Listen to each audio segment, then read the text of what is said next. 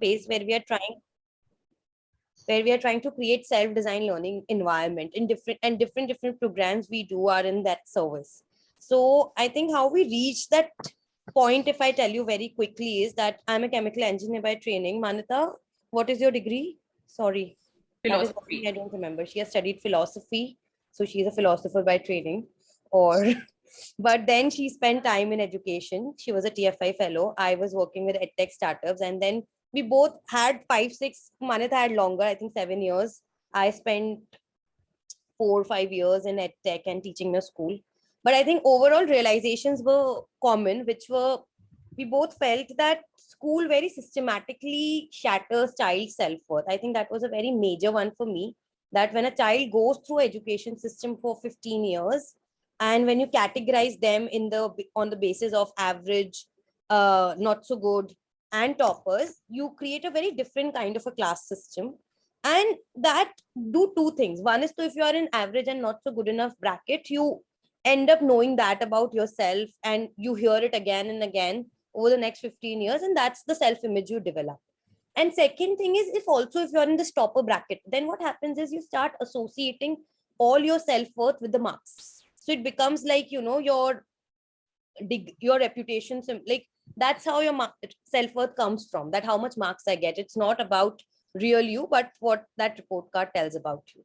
So I think that was a big problem we felt, bigger than anything else. There are more huge problems, like there is no time for exploration, that the curriculum is redundant, but something that sat very deeply with us, that we found is actually criminal against children, is to take their self-worth away systematically. So that's what was happening. And I think then we researched, we looked up, and we said that can we create a space where the second problem was exam system. Because even the school with the best intentions, when you put the children through the 5 subjects, which were designed by someone else 200 years back, the problem is that as a teacher, as a principal of a school, how much ever great intentions I have for a child, and there are schools who are trying to do great job, but what happens is when you put someone through, as a school I have to put them through exams, then I have to make them learn, make them sit and do certain subjects, and then again you put them through the process, so all the work goes to vain. So we reached a point where we said that can we create a space where 2, 3 things can happen, where child has a choice to decide what they want to learn.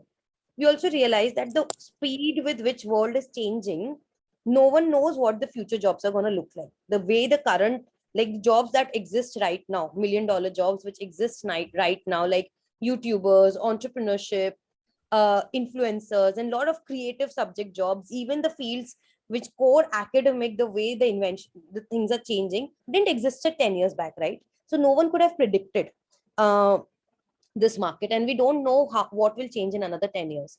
So we thought that the most important skill for children to be able to do is they learn how to learn, they identify who they are, they identify their own learning styles, right?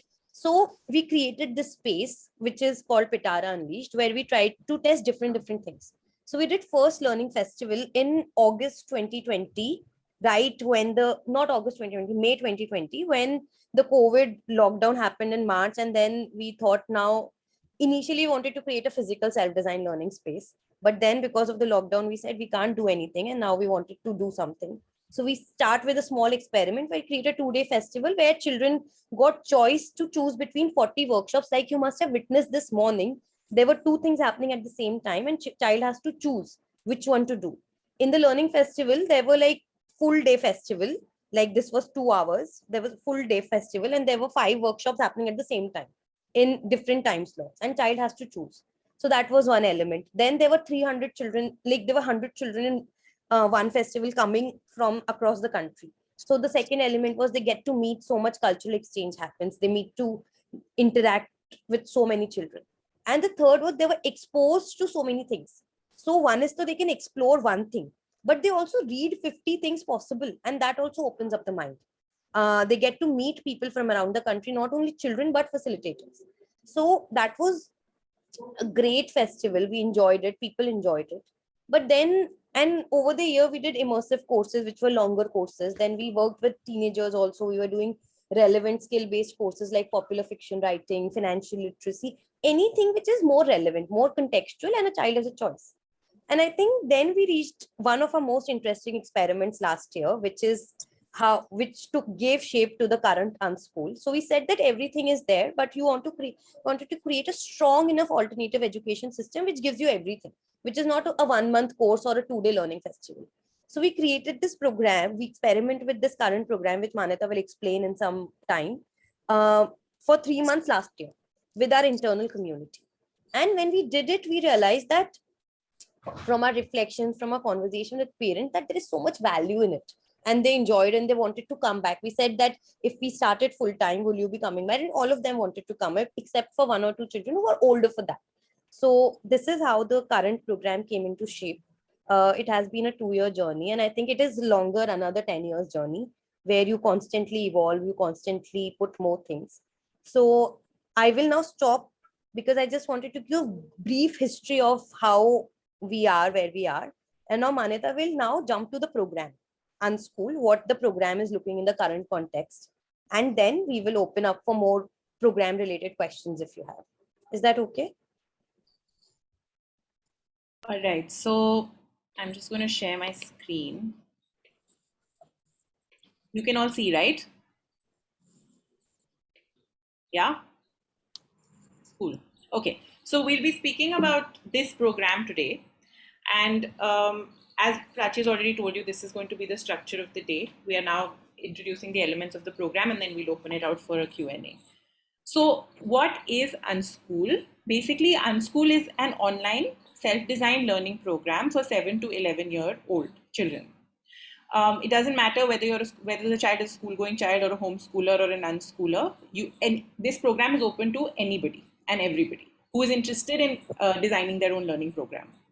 And where it comes from is that in research has shown that people learn in 3 ways. Most people learn in one of 3 ways, or a combination of these 3. Either they learn from experts, which can be a facilitator, a teacher, anyone, a person basically who's good at in that field, or they can learn through resources where they find their own resources, whether it's in the form of reading material or videos, and they learn through that, or they can learn with peers, which is with a group of people who are interested in the same thing. They can go on a learning journey together, right? And what we have tried to do is, at UnSchool, we have created an ecosystem where children can explore all these 3 ways and different combinations of these 3 ways to learn in whichever way they think suits them best. So they can explore that learning for themselves and see what works for them best, and then learn in that way. So that's the idea behind creating this kind of a program, the deeper idea. But what the program looks like right now, so the elements of the program that we have a lot of different features. The first thing is studios. So studios are facilitator-led short introductory courses. Every month we'll have 8 new studios that will be introduced, and we've put thought into it, research into it. We've created some broad themes based on which these studios have been picked. So you have themes around academics, around performing arts, around creativity, around thinking skills, around hands-on skills. So we've created some broad themes, and based on that, we pick studios for each month. Right now, we are designing the studios and picking the studios, but eventually we also will create a structure where children co-create with us. So they share what they would like to learn, and we create studios based on that as well. The next thing we have is mentorship. So mentorship is the one-on-one personalized program that is part of UnSchool. So each child will be assigned a mentor. And what the mentor essentially does is that they meet with the child twice a month, and they discuss with them how it's going, what they're interested in, help them pick the studios that they would like to explore for that month, help them set goals in different studios so that they know also what they would like to learn within that studio. And then if children are wanting to explore something outside of the 8 studios, then the mentors will also support in creating that learning journey, giving them direction towards resources, etc., to be able to go on that learning journey. So your mentor is essentially that support system in this program who will be there for the child throughout. The next element is learning journeys, which I just touched on a little bit, which is basically UnSchool will be limited to the 8 studios. Even though we are trying to bring as much as we can, we will still have 8 every month, and that will be the number. But children may be interested in exploring something outside of these 8 things that they are excited about or they want to know more about. And so the learning journey is essentially that. If a child is interested about something, then with the mentors, they can come together and create a learning plan for themselves. And then the mentor will keep checking in and seeing how it's going, what support is needed, etc. And they can parallelly be learning something which is not being offered officially in the studio format. Then the next thing we have is timetables, which is actually very exciting. So kids get to make their own timetable based on the studios that they're choosing, based on their current existing schedule and learning journeys that they decide to go on. Each child has their own personalized timetable that they are responsible for. And what we've seen, at least in the last, what Prachi mentioned, that last year we did a 3-month pilot of this program, and what we saw was this was the one of the most popular features of this program, because children really felt an ownership towards it. They were very excited about moving elements here and there, picking what to put in their day, striking off what things they had completed at the end of the day. And we also got a lot of feedback that a lot of children on their own started becoming self-regulated. They would open their timetable and check it on their own. This was not something that was enforced on them, but it was the excitement of owning that piece of paper or that document that created self-regulation in them. Then we have check-ins. Now, check-ins are basically time for children to meet, come together, a little bit of unstructured time in this program, which is outside of the studios. So check-ins happen twice a week. In the evening, they'll happen post 6 p.m., 7 p.m.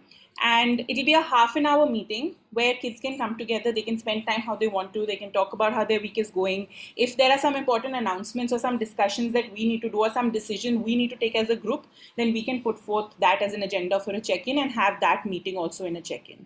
So check-in is a meeting time basically outside of the studios, which happens twice a week. Then we have the portfolios. The portfolios are basically the documentation of the learning of the child in this program and outside this program. So anything that they learn, any milestones that they hit in different studios can be captured into these portfolios in the form of a picture or in the form of something that they write. A facilitator can add to the portfolio, say if they would like to. The child can add on their own to their portfolio.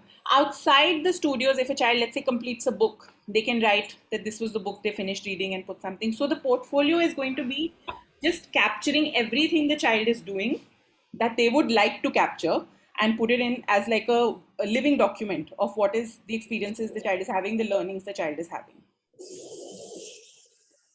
Then we have the exhibitions. So Friday exhibitions happen once a week. And the idea of the exhibitions is to give a stage to children to be able to share things that they're learning. So once a week we will meet, and what the children will get a chance to share anything, any one thing that they've learned over the week, any one exciting thing or new thing or interesting thing that they want to share with the rest of the group that they either explored or learned over the week. For example, in the past, we've had one child show us, he started growing microgreens. So he came and showed us how where his plant had reached, and he told us the process of how he started that growing those microgreens. So it was as small as that, his exhibition, but it was still very big.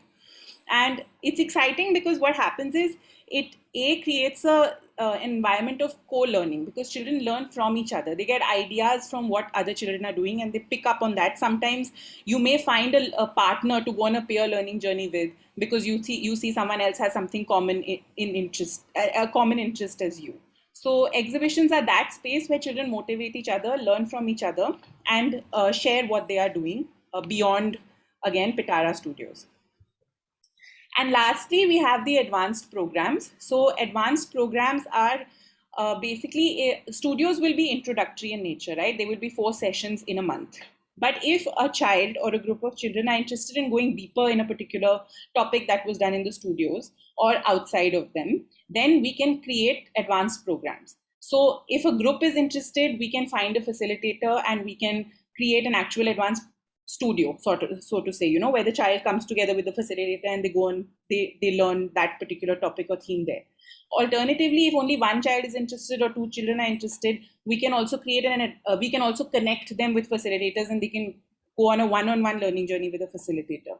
So there can be lots of different, there's a lot of scope for the advanced programs, and it will be based on what children want to do. So advanced programs will not be put forth by us. If children are interested in going deeper in something, then we will create that space for advanced programs for them. So these are all the different elements. Before I move on to the studios, for this month, I'll just take a 30-second break. And if anyone has a question or something in this page that you want to clarify, you can either put it in chat or say it out loud and we can answer that. Hi, Manita. Can you hear me? Yes. Okay, so my internet wasn't working for a couple of seconds or minute probably. So can you please just brief mentors and learning journey? I missed both of them. So like very briefly, what is it? Studios, I have idea because I saw in the morning, but these two. Yeah. So mentors are, each child will be assigned a mentor, and the mentors will meet the children twice in the month. Mentors will help them pick the studios they want to pick, help them set goals that they want to set, help them create their timetable, and support them in that learning journey that's happening for the month. And then if there are children who are interested in learning something outside of the 8 studios that are being offered in that month, then the mentors will also support them in creating their own learning program for that particular area of interest or topic. So either it is through helping the child get access to resources or helping connecting the child with some facilitator who might be able to help them. So that mentor will help support in creating that learning program for the children. So your mentor is essentially your back support person, a child support person who will be assigned and will be with the child throughout for as long as the child is in the program. And learning journeys are anything that the child wants to explore outside the studios. So like I said, there are 8 studios every month. But if the child is interested in doing something which is not being offered in a studio, then we can help create a learning journey. So that will be the child's independent learning journey with, again, support from the mentor. But it won't be in the form of a real studio, like an official studio. Okay, so that gives them a scope for designing their own program. There are 8 things which are offered. Every month, these are 8 new things. But also they have a scope that they're not completely dependent. They can also design their own learning journeys. And we will actually, the intention is that we encourage them, depending on how much time they are, where they are, to create at least one learning journey of their own, so that they also do something independent. Okay, and sorry, don't want to consume all the time, but just last question, like how frequently they can connect with the mentors? Like what is the process? So, or would you be defining this in for the presentation? So I'll wait. There's a time for this on Q&A, program Q&A, but I'll quickly answer this and then rest can go to Q&A. So we have right now did twice a month, which is like on the calendar. And then this is more like, this is not a fixed. So it's also depending on the child's need. We will open some slots on our calendar who their mentor is. And if they want to meet once, like again, sometime in a week, then that's flexible. That it's open to them. They can meet. They also gradually build a relationship with their mentor. So it becomes like twice it's scheduled and then they sometimes schedule outside it. Okay, thanks. Thank you. Mukesh has a question. We'll take that also and then go forward. Yes, Mukesh. So, Manita, my daughter is going to be 10 next month. Now, since the entire age bracket that you are catering to is 11 years, I'm curious to know that the program features, if I look at, say, for example, mentors, learning journey, and advanced program, does it mean that in 1 year, like that she has available bandwidth as per the program structure, whatever she develops, is it a possibility that she actually continues with her mentors on the learning journey into an advanced program after, like, say, this age bracket actually subsides?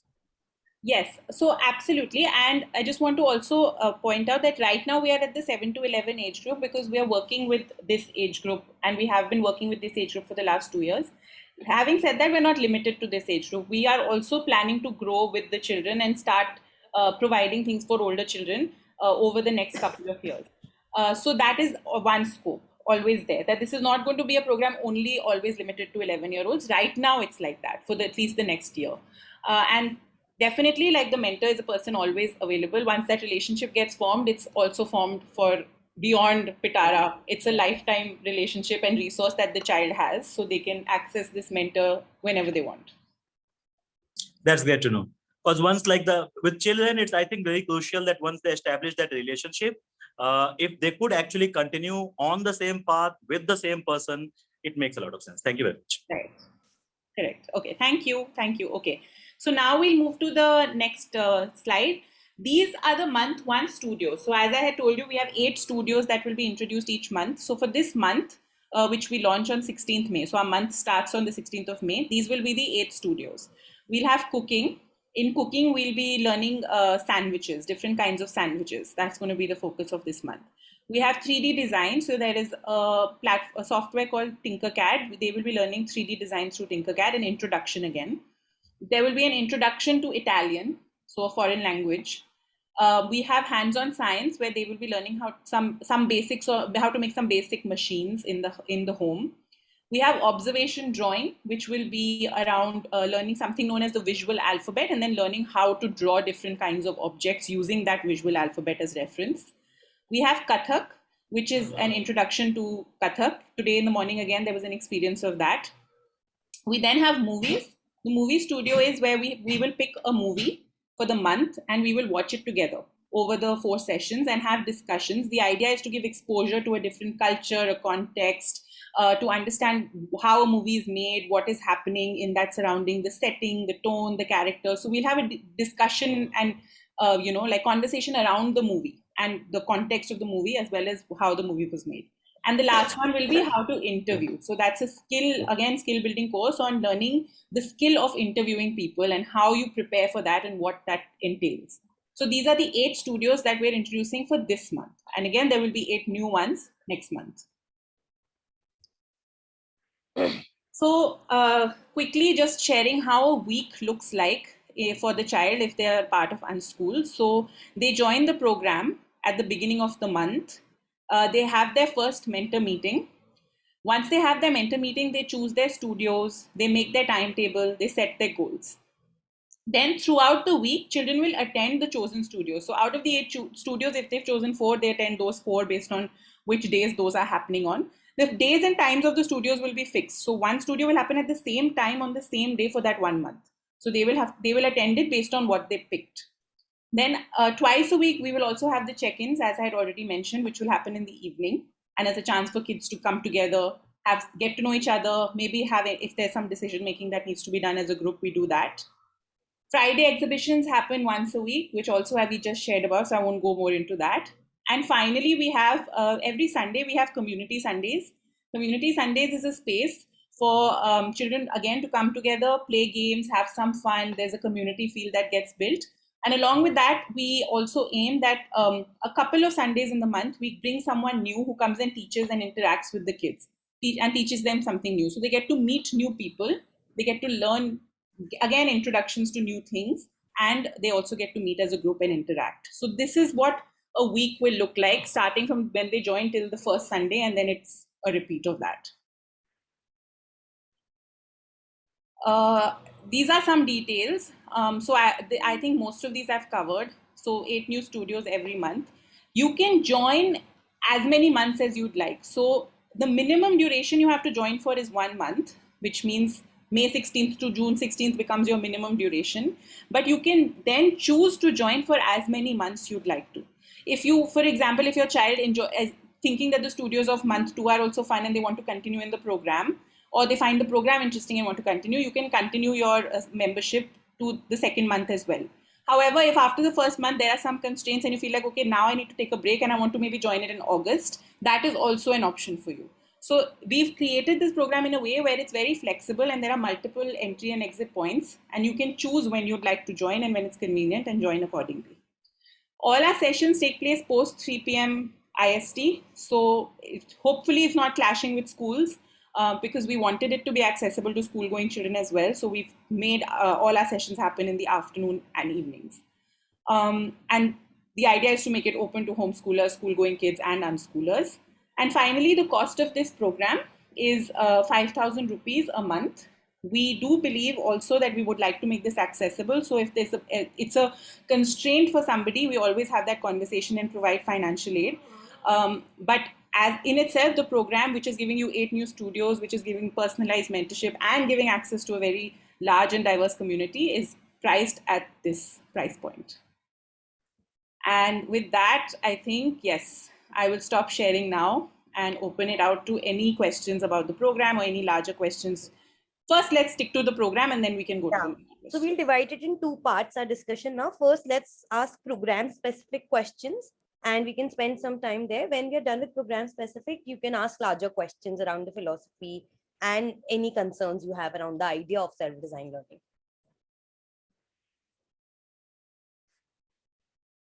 We can take a minute, you can process everything and then.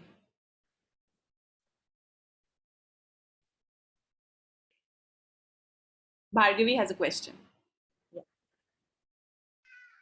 So now you said that there will be 8 studios a month, right? So can the children decide what they want, or can they choose, or how does it work? Maybe I did not get it. Maybe I was missing something. Yeah, sure. Please, because where do the children choose what to do? So that's my question. Those are like 8 dishes in front of you and you choose which one you want to pick in the beginning of the month. And that's what you do in your first mentor meeting, where mentor tells you that these are the 8 studios happening this month and which ones you want to pick. And then they go into your timetable. And that's all. That's the only studio you can attend. So you can choose like as little as 1, even 0 in case you are like down the line, 3 months down the line, you don't like anything, but you want to create your own learning journeys. So you can even create like as little as 0 you can pick, or you can pick all 8 or anything in between, depending on your time, interest. Does that answer?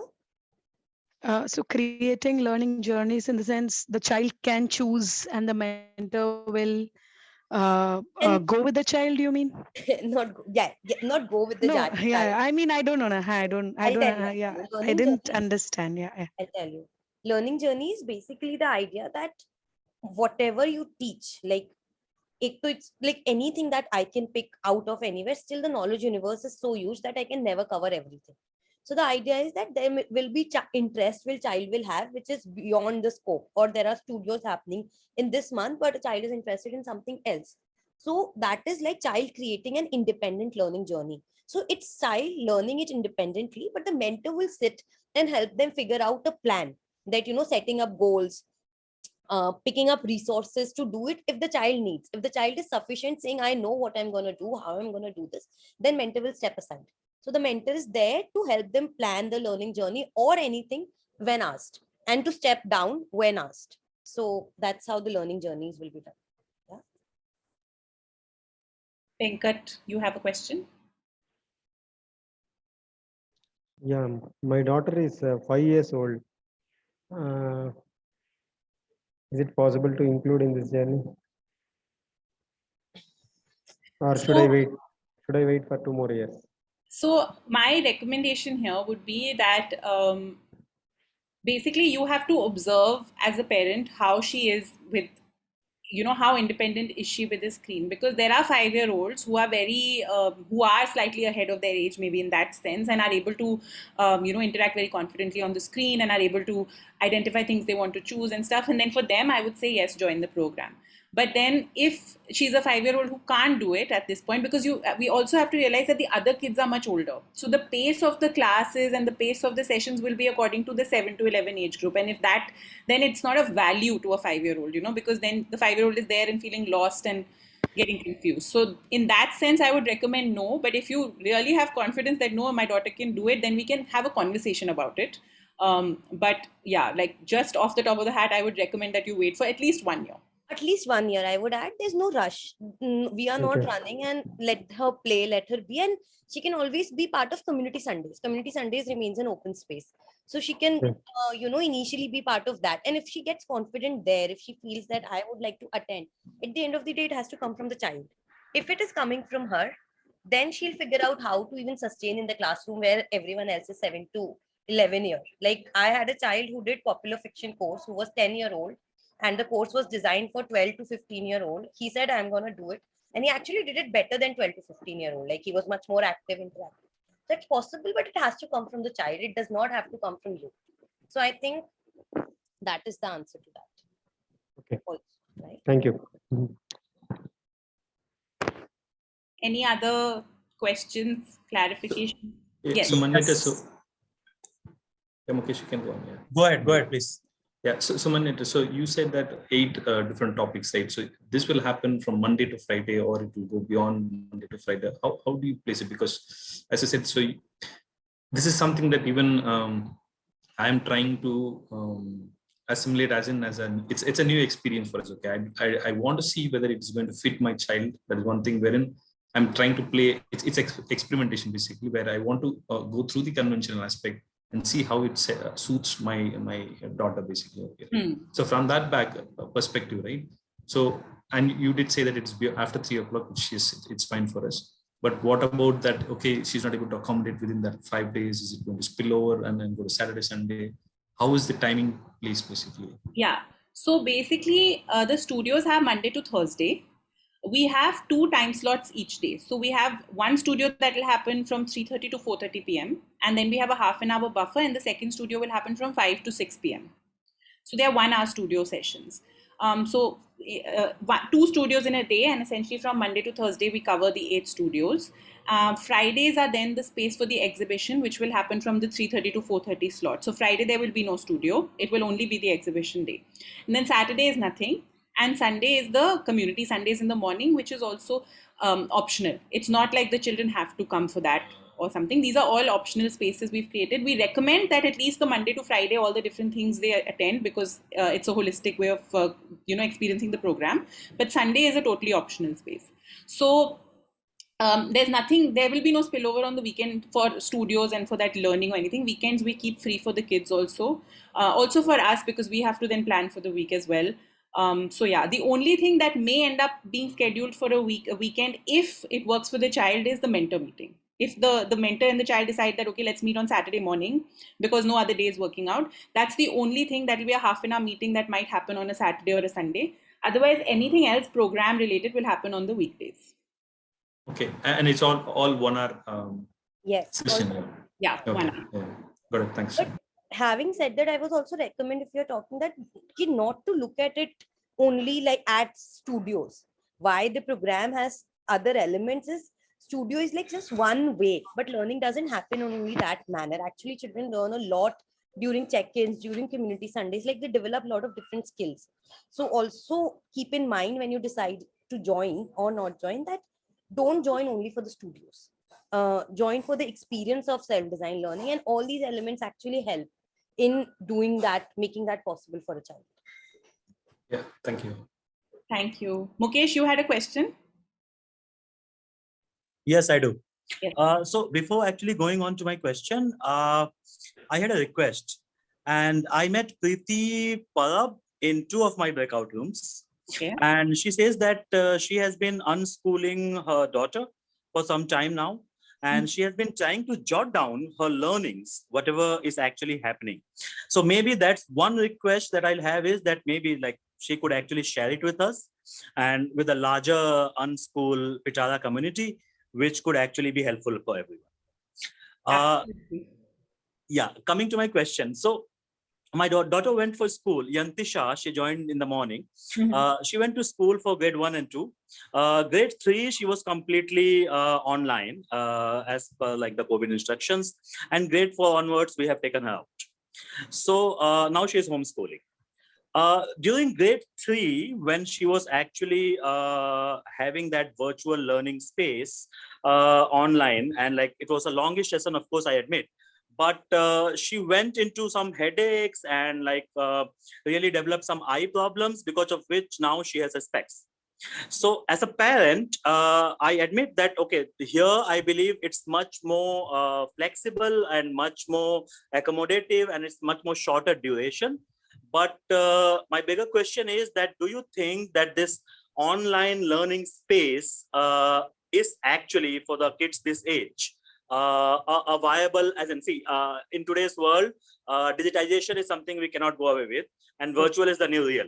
So admitting that, at least at our ages, for kids, do you think this is actually in any way going to be having some sort of negative externality for them in terms of health or like viewership or something of that sort? Yes. Manita, you want to take that? No, you take it. You take it. I'm just coming in second. 2 answers to that. One is, that's why we came with the age group of above 7. One reason, there were different factors. But that's why I said that earlier age groups are too young to engage with online, and let them play there enough, right? That is one. Second thing is, no, I don't think it will have any negative effect spending time here, because in any way they will spend time on screen. The world which they are living in, if you are using a phone, then they are going to spend some time on screen, right? So ultimately it will not have, like, it will not have any adverse effect more than, like, you can prevent by not sending them to any of such online spaces, right? If you can completely prevent online from their life, then I think yes, you have an answer that you can choose not to engage online. But this is hard for most of the people also. With the way the world is right now, it's important for them. I think it is important to develop a skill that how to effectively use their time, where to go online. One is that. And like adverse health effects, like it's like completely off screen on screen thing, like no eyes, if you're preventing them. And the third thing is that we realize that we don't want children to be online all the time. So what we are doing is, that's why the duration is 1 hour of one course, right? And you don't have to choose all of them. We don't even recommend, like if child is really excited, then you do all 8, but we still recommend child to pick few and do them well, rather than filling up oneself with the courses. So what happens is, second, the nature of the courses is such, like if you have observed them today also, they were watching on the screen, but they're a lot active. They're doing a lot of things with the hands. They're doing a lot of things on their mind. So it's not passive viewing, which is generally very harmful, which numbs the mind. So I think that is the answer. And in longer term, we're also trying to create a model where they engage outside. And right now also the program is designed such that each course also asks them to go outside beyond this 1 hour you spend in a session. You have a lot of things to do outside in each course. So you're not learning only online. It's in a way already a hybrid model, that you're learning a lot. Like this is more like a knowledge transfer space in some capacity, where you get to meet the expert and you get the pick up the main skills. But most of the practice happens outside this 1 hour. So yes, does that answer your question, Mukesh?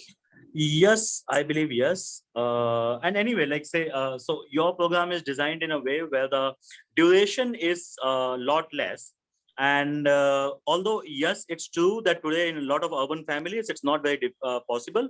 But at least in our family, we do not have a TV, and we do not really engage much on the phone. So yes, that is where my question was coming from.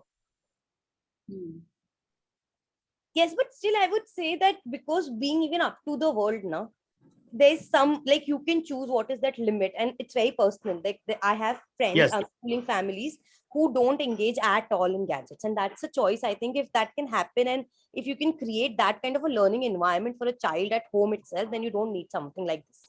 But again, like this is not the only solution available. One of the possibilities we are trying to create. Sure. Makes complete sense. Thank you very much. Preeti had a question. Yeah, hello. Hi. Hi. Yeah, my daughter is Sanvi and she is unschooling. Hmm. She did 2 years of Waldorf schools, but afterwards, when COVID struck, then she started self-designed learning only. And right from the childhood only, she is self-designed. She is learning on her own only. Whatever she has done, and she don't like tutors. So this program is also, I want her to explore these things, because there are so many studios out there, no? So maybe she like any of the studios and she can explore some more about it. And my one more question is that the timings is not suitable for me, because after 3, say the sports, she used to go for sports, and after 3, she's not at home only. So 3 to 9. She's not at home. Every day? Every day, yeah. Every day she has this sports activities. She's doing gymnastics, skating, and so many swimming and so many things. And her outdoor activities are more than this classroom. So I want and as she is not going to school, so I want some morning patch or something. So fair ask. But so the thing is, definitely, I think we can eventually grow into that as well. But at this stage, the reason we've done it is because from past experience, we have seen that even a lot of kids, not just school going kids, but even a lot of kids who are doing homeschooling and unschooling have so many things happening in the first half of the day. They've scheduled their time, and usually the post 3-4 p.m. time is the time that people are free. So based on this, based on our previous experience with children, we've chosen this time slot. So as of now, unfortunately, we can't change the time slot, definitely, but we can slowly build into having things in the morning as well. If there's a big enough group that is available at that time and wants something, we can definitely build an ecosystem in the morning as well, in a couple of months maybe. So thank you for highlighting that and saying that you're one of those people. But right now, I don't think we can do that immediately. Yeah. So I can even join then only, because right now she is already engaged in this, no? And I can't. Yeah, let her be. Let her be out. So, yeah. Okay. Thank you. Okay, Yeah, Rekha. thank you. My question was also sort of this type, like not exactly, but something in that way. See, I have three questions. First, that my baby is 6.5 years old, almost, Katyayani. So I would love to discuss with you both, because you must have experienced how she is responding and everything. So maybe later or whenever it's convenient for you, that is it suitable for her? Because what I observe, your observation or experience might be different from me. So let's have a talk later. Yes.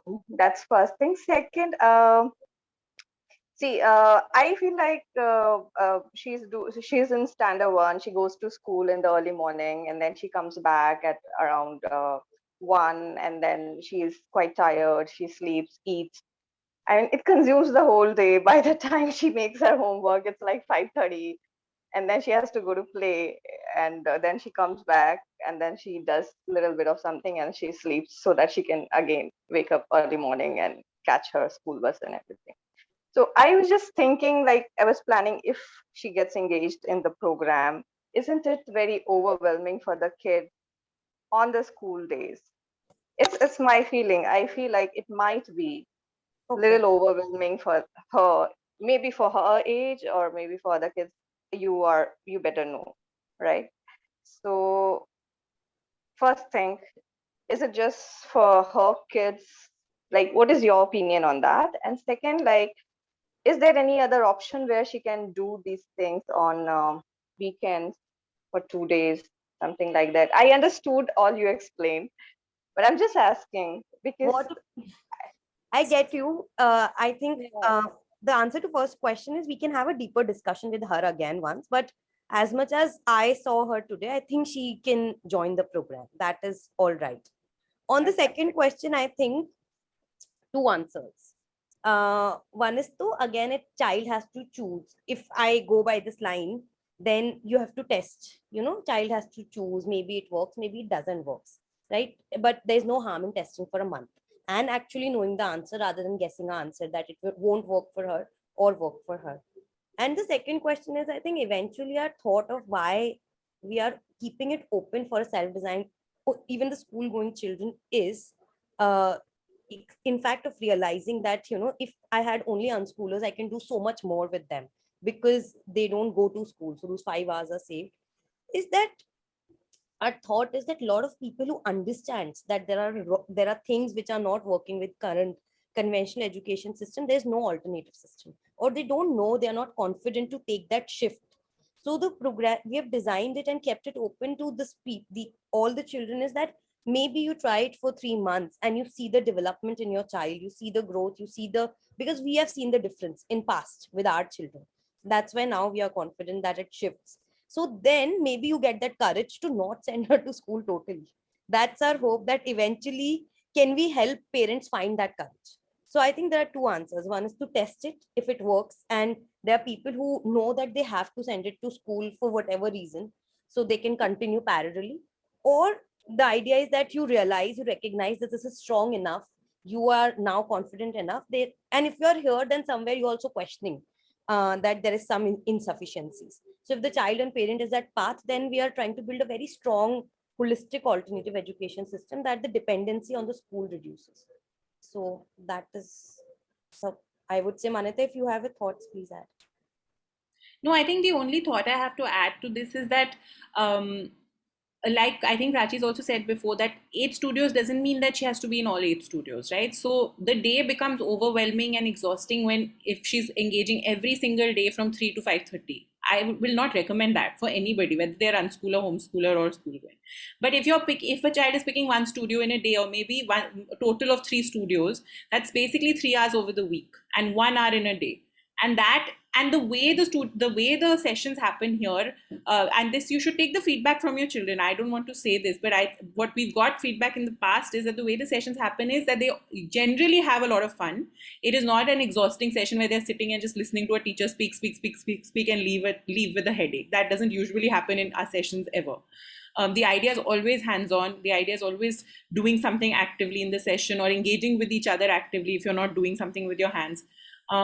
So we are actually trying to break that stereotype of online, because we've already done a lot in the online space to know how to work beyond the limitations that are there. And we're just trying to break that stereotype that online learning is just boring, sitting in front of a screen and listening to a teacher speak. And so the idea is that. So I don't think, in my head, I don't think that if she picks and chooses her studios, I don't think she will get super exhausted or overwhelmed by this program. But I agree with Prachi. I think you can try a month, and you can then, based on evidence, decide whether it's exhausting or not exhausting for her. Okay. Okay. Can I add something to it? I mean, if the time permits. Sure. Okay. The whole idea of Pitaara Unleashed, to be honest, I really loved it, because for a lot of kids, including mine, doesn't have a lot of opportunity which your platform gives, like, being exposed to different parts of country, and there are so many things which I also saw in the demo class. So that's very exciting. And no, I don't. So what I was saying, I'm so sorry. Yeah. So I mean, I would really love her to do a lot of it, but still, it's just a request that even as a parent, as a working parent, it becomes a lot to get engaged on, like, all these weekdays.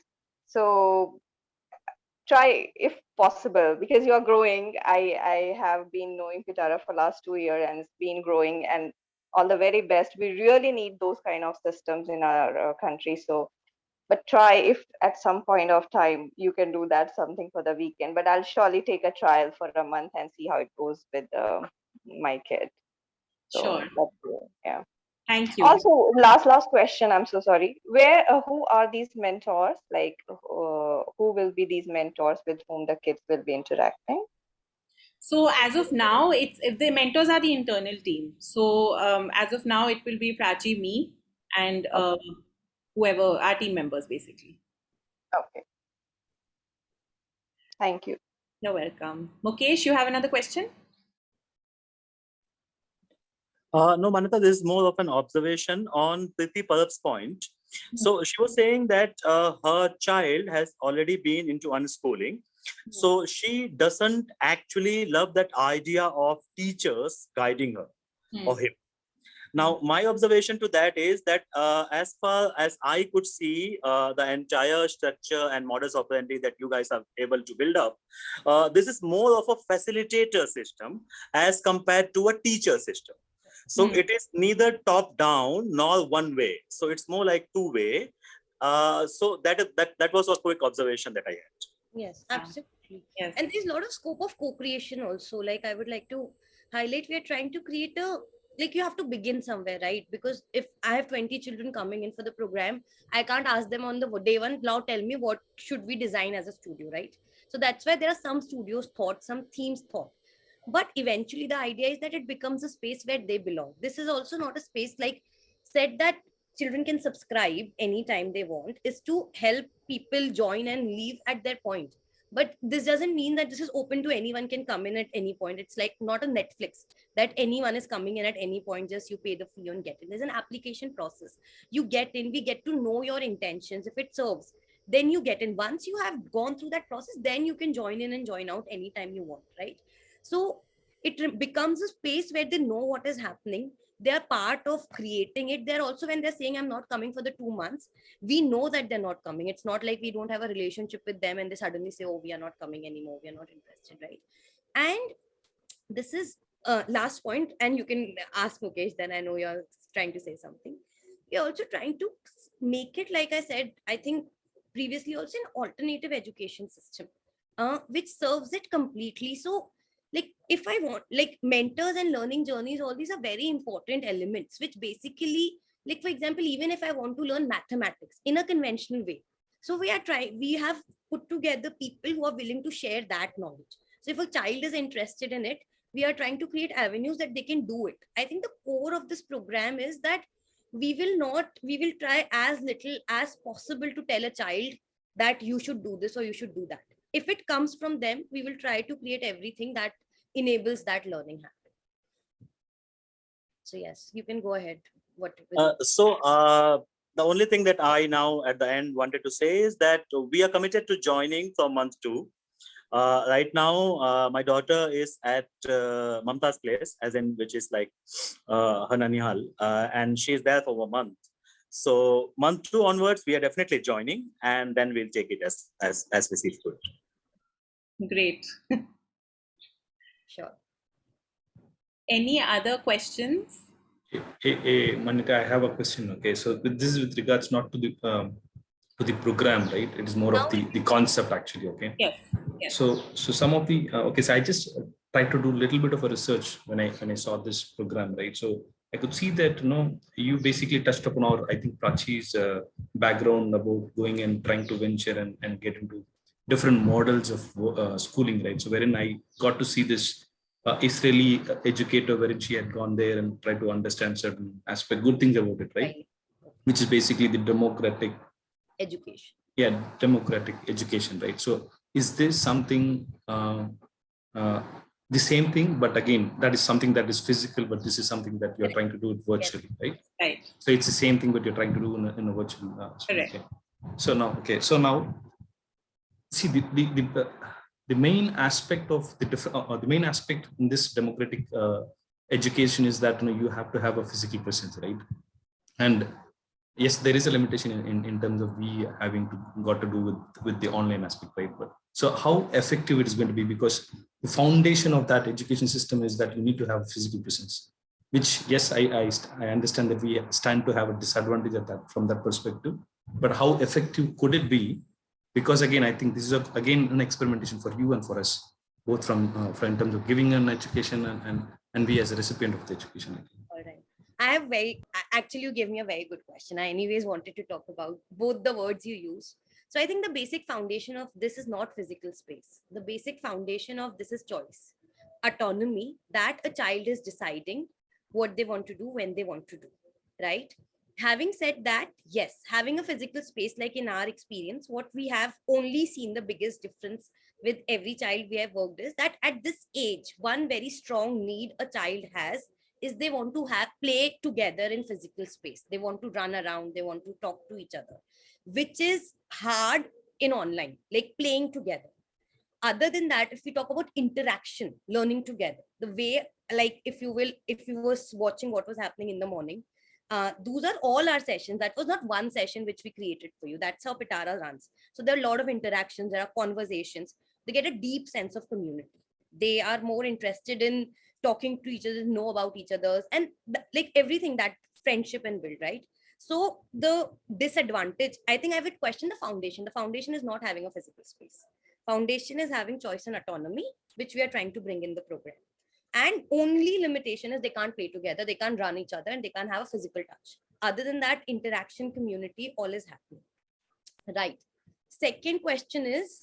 Second thing you said, you used the word experimentation. And I and Manita were actually having this discussion today only. This is not an experiment. Like, this is not, if like any conventional education system, like if we call this experimentation, and this is not like, this is how I think, you can think differently.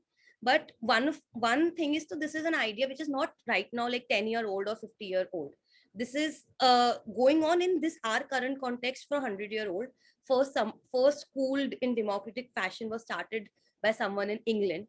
100 years back. It's called Summerhill. But even before that, Eklavya was, we think, for the first self-design learner. He learned well. And if it's a myth, if it's a story, but we had self-design learning always in our culture, where people picked skill from their environment.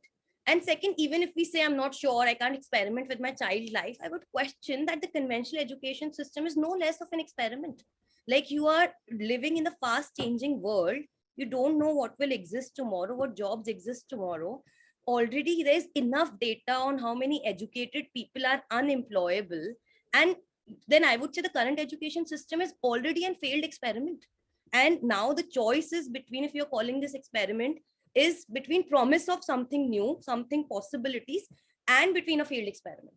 And still, if there's a confusion, then I think we have to think for ourselves once that what are we really looking at? Like, what are our options? Is you, like, I personally will never consider any conventional education system an option for my own child, because it's actually criminal to send them for 15 years there.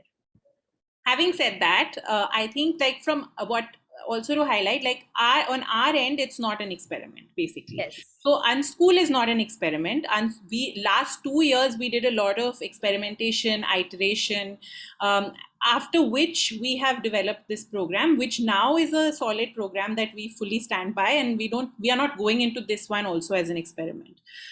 For you, I agree, yes, it may be an experiment right now. So I'm not taking that aspect away. I recognize and acknowledge that right now you are sending your child to a conventional school. And for you to make that transition, yes, you might be thinking or approaching it as, let me experiment this first, see the result, and then decide. So I will not take that aspect away. Definitely, I agree with that. You can approach it as an experiment. I think what Prachi is trying to say is that from our side, it's not an experiment anymore. So what we believe in, we are standing by. And I do not know if when I education is a poor experiment. It's a failed experiment. Yeah, no. So I don't know if you have took it hard in the sense that I use the word experimentation. I just spoke in good intent. I know that there is a lot of effort. No. Yeah, I'm just trying to clarify, right? So see, this is not something that you could think overnight, and then the second day you come, and then the third day you float, and then the fifth day you admit students. It's not, I understand that, right? So it takes a lot of commitment, right? You need to have good intention, basically. So otherwise, which you cannot do. Okay. But the other aspect is Prachi and Manyata, right? So we have seen a lot of corporate, I do not know if I can call it as a corporate edtech companies, right? So wherein they start like this. I do not want to name specific corporate companies, okay, here, okay, but they do this, right? So the reason why we spend so much time, again, so much of research and see which is good for us, all that, right? You need to have good intent from your side and from our side in terms of accepting the fact that whatever the conventional thing is, you need to do a little differently, which otherwise, right, you're going to be redundant in future. And that's what I'm trying to do for my child as well. And any aspiring parent would do. Yes. Absolutely. And the fact that you're here, I think, and you're exploring this idea is already a big step. And I would really applaud that. The fact everyone who's in this room who's made that choice to say that, yes, we are not happy with what exists and we want to explore something different is a big step.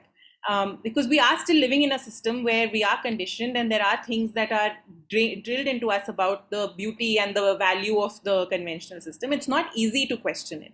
It's not easy to step away from it. So I definitely want to acknowledge and applaud you that you are taking that step of even exploring and creating a better experience of education and learning for your child. Correct. And like she said, I also didn't took it hard or anything, but I think the answer here was that also look the other side. Like, if you're thinking of conventional education, it's like, think on it, how much that is working. So the idea is that one step is important, but taking the next step and actually critically thinking is also very important. And you pointed it rightly, like, there are 10,000 edtechs coming up, but we are also sustaining, we are charging. This is not a social service, so that's completely there. But I think there's a deeper agenda, which is to create a self-designed learning ecosystem in the country, which enables everyone to practice in whatever capacity they can. And having said that, we also recognize the program which we are offering right now in current capacity will not grow beyond certain numbers, which are going to be in hundreds.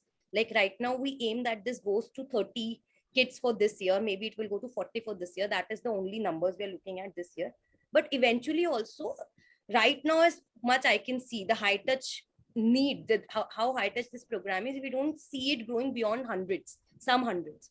And then the idea is to create another low touch program that helps education with self-designed learning, or helping more people develop more programs which helps people do this. But this program in this current capacity is not a scalable giant edtech model which we are doing. That would be something else. Yeah. Thank you. Yeah, thank you. Thank you. Mukesh, you have another question? Your hand is up. No, yeah. So one quick point of observation and then a question for you both. So observation was, and this is for you by the name of Akshara.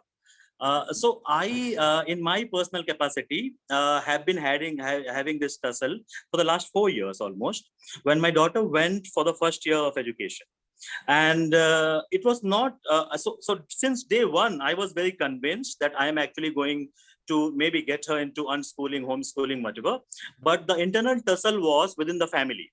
So I had a hard time convincing my wife. So first couple of years, he was in school.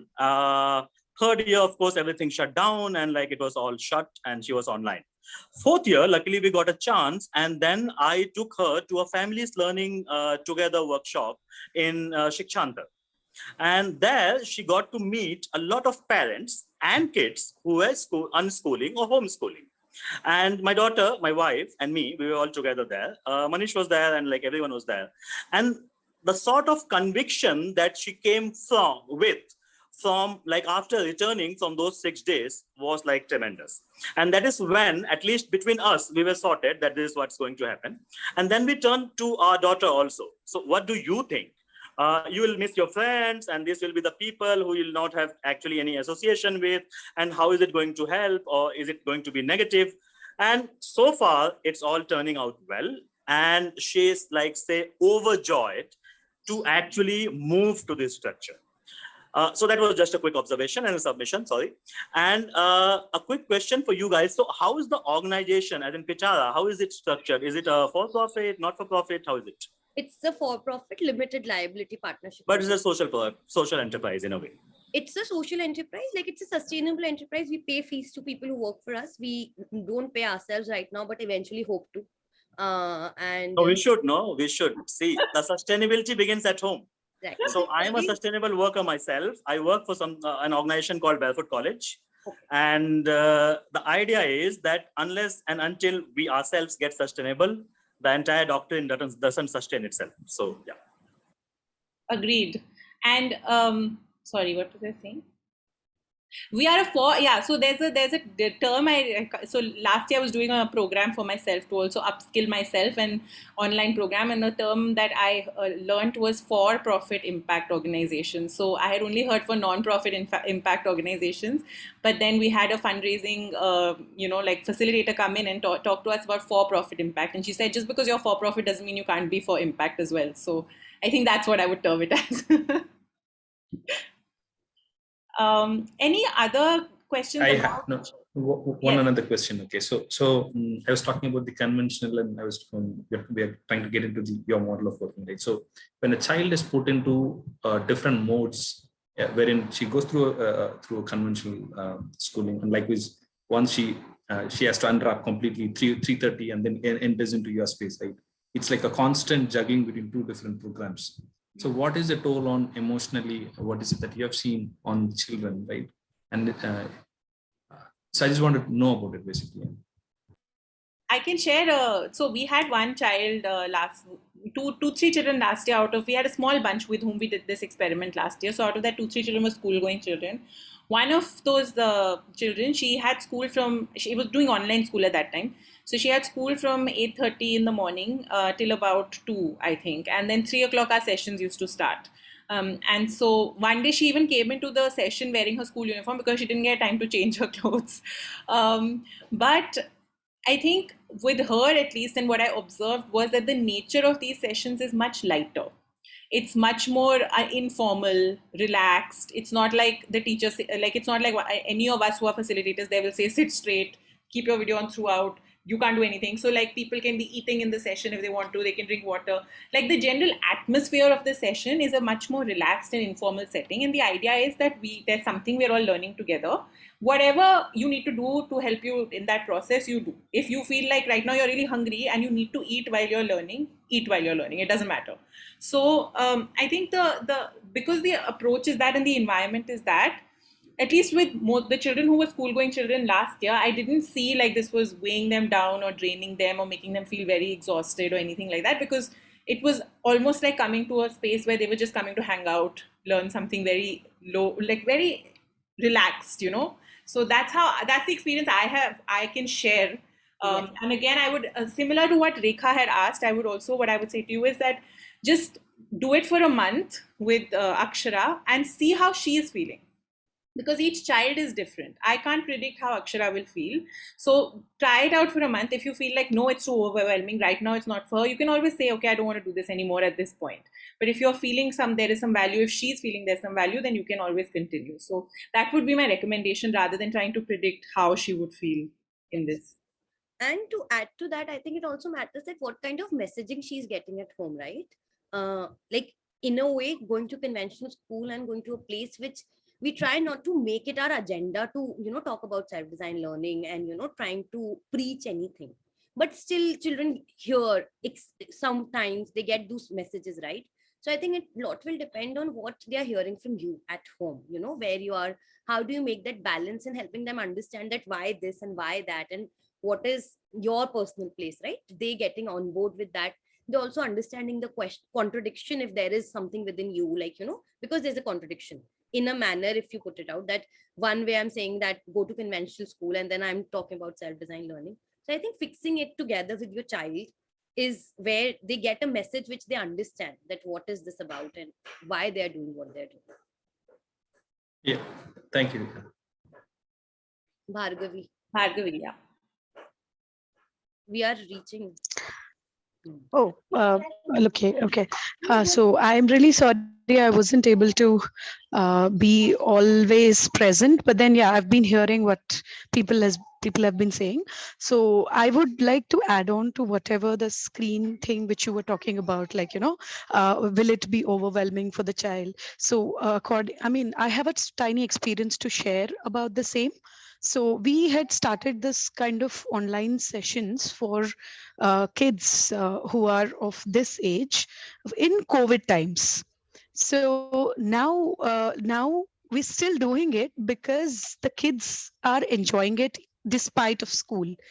So if the space is positive and if the children are enjoying it, I think it's definitely not a burden on them. So that's just to add on to whatever Prachi and Manyata have been telling. So that's what. See, today I was totally absent while the session was going on, but this is the first time my child has, sat for such a long period in an online session. So I'm really happy with what she's done.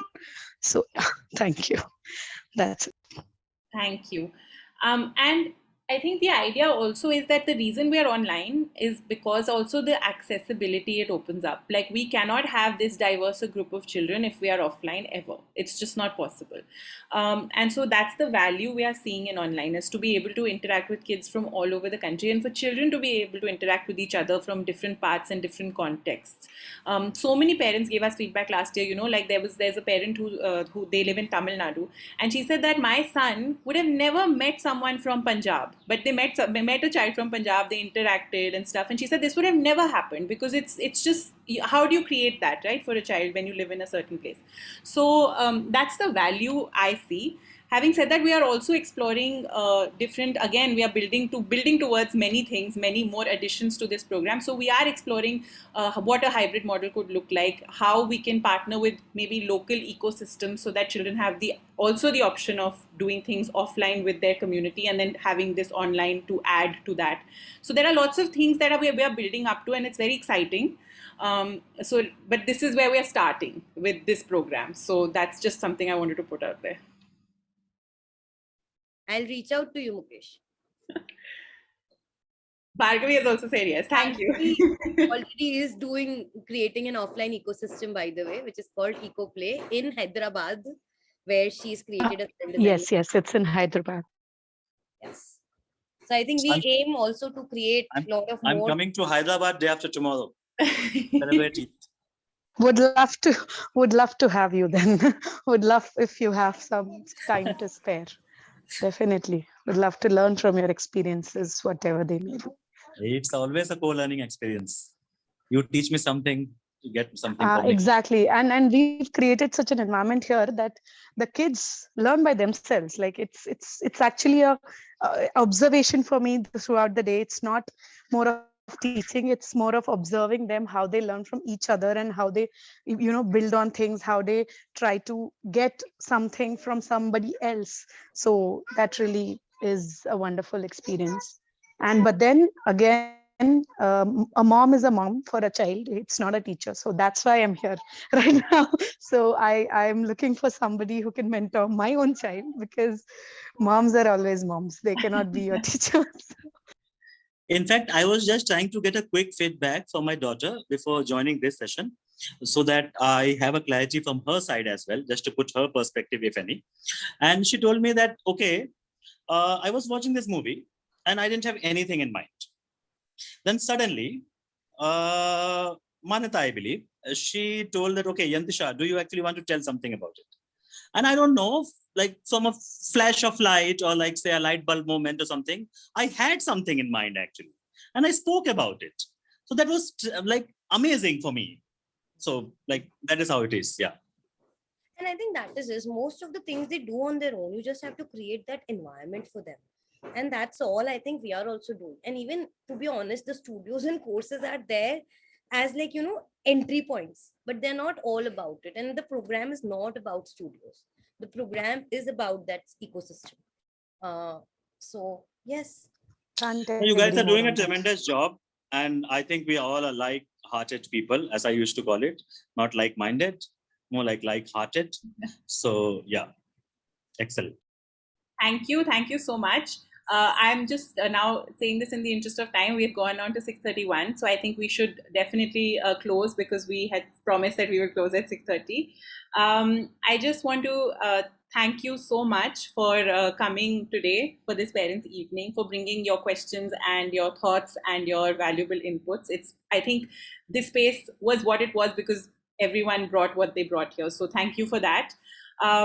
We have, just closing with this thing, that our program starts on May 16th. If you are interested in applying for the month of May, which is May 16th, then you need to complete your application process by May 9th, the form, so that we have 1 week to then do the interview, the dialogue with you and the onboarding process, because there is also that onboarding. We create the student dashboards and stuff. So that will take a little time. So we would request you to do that. If you still have any questions, if you still want to talk about something, if you have anything that comes up for you later, you can call either Prachi or me. Our numbers are on the group, so you can save them. And you can also check out our webpage if you haven't. It's www.pitaara.org. So you can take a look at that and take your time to go through the program if you haven't already, at your own pace and with your child, and see if it's exciting to join. So I just wanted to put that out there. And yes. We will be closing this WhatsApp group because we don't want to add another WhatsApp group to your lives. But if any one of you are interested in keeping update, because we do a lot of Pitaara Sundays, any open events, so you can let us know on the group. I'll just right now put the message, and I'll put you on one different common group which is like only about updates. So it remains mostly silent, and you can still be part of it. And we'll be closing this particular group. Yes. All right. And also lastly, please share about the program with more children, because the deeper agenda, and even if not about the program, about self-design learning, because the deeper agenda is that we can make more and more people aware of it, and can we create solid systems to make it accessible and available for more people. So yes, that of course goes without saying. Thank you very much. Thank you so much. Have a good evening. Yeah, thank you. Bye bye.